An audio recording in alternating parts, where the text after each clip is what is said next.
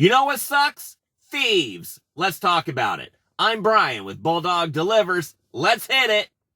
I was picking up an Uber Eats order and I get to the restaurant. It's a decent payout. It's like $9 to go 2 miles. Okay, great. So, went there, got to the restaurant and was told somebody already picked it up 10 minutes ago.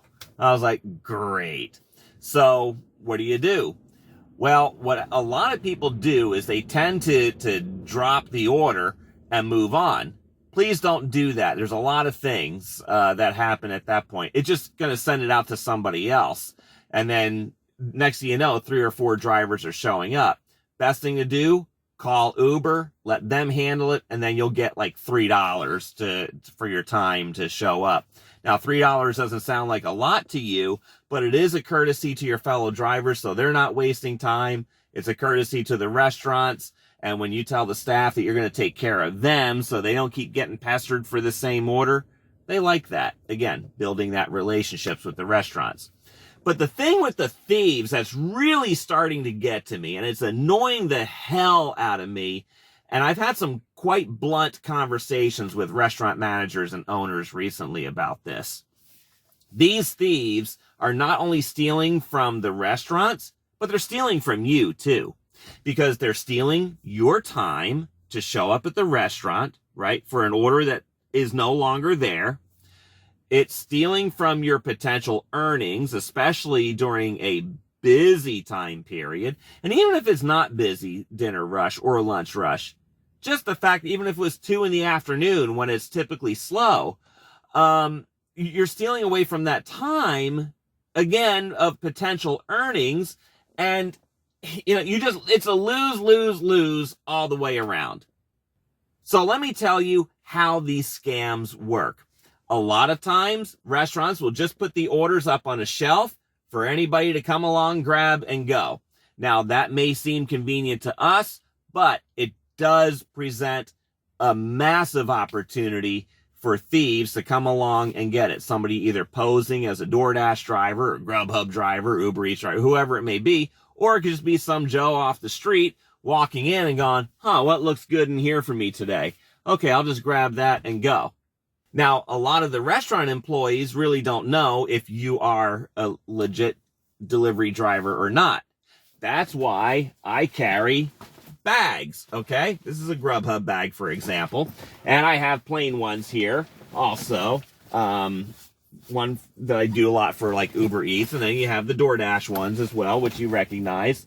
Which, by the way, everybody should be using, and longtime viewers of this channel know I preach it all the time because it gets you extra tips time and time and time again, so please do it. But it also helps the restaurants to more easily identify, hey, who you here for, kind of thing. So that when you're standing in line, or if you're, show up waiting, not just with the phone in your hand, but with a bag under your arm or in your hands, then they're going to be like, oh, who you here for, and help you out a little bit quicker in a lot of cases.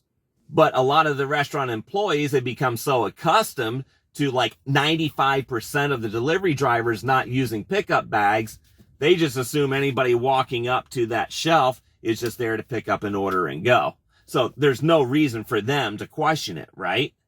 Another way this scam works is as the restaurants are now starting to smarten up and asking you to confirm the pickup on your phone before they hand you the order.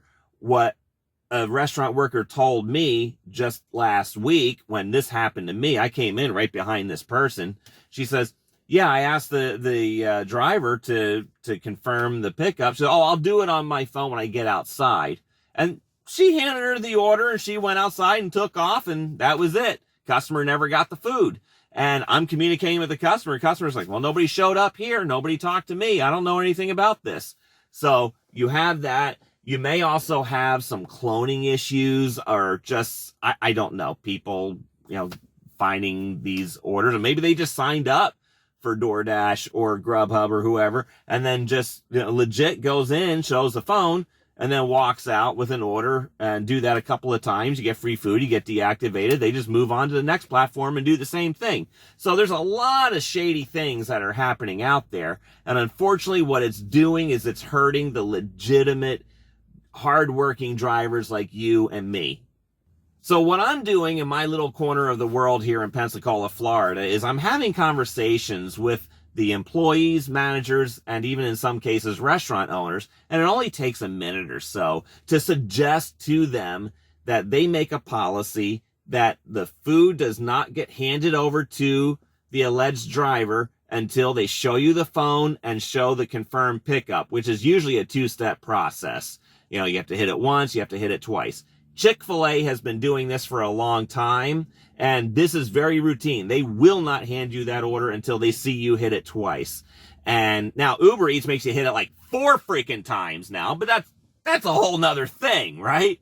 So, yeah, and I show them, you know, and I'm encouraging others to adopt these practices to protect themselves and also to protect us. So it's in our best interest to have these conversations in a positive way. And because some of these places haven't thought about that. You know, they're so busy in their own little world, right? That they're just trying to crank stuff out and keep up with demand, which again, a lot of these food delivery apps have helped them with their demand. So they're busy.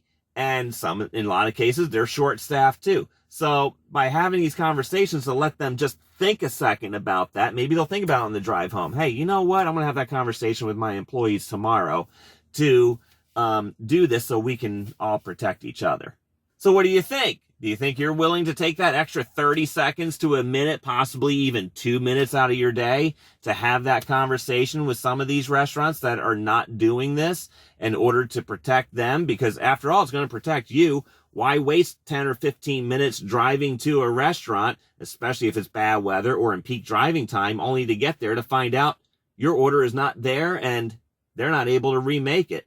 So there you go. What do you think, folks? I want to hear your comment. I want to read your comments down below. I'm Brian with Bulldog Delivers. Thank you to all the new subscribers, and like this video. And if you're not a subscriber yet, please subscribe. I invite you to do so you don't miss any more of my videos and conversations and tips and tricks to help you become more successful in your gig work, whether you're doing it part-time or full-time. I'm Brian with Bulldog Delivers. Until next time, go get 'em!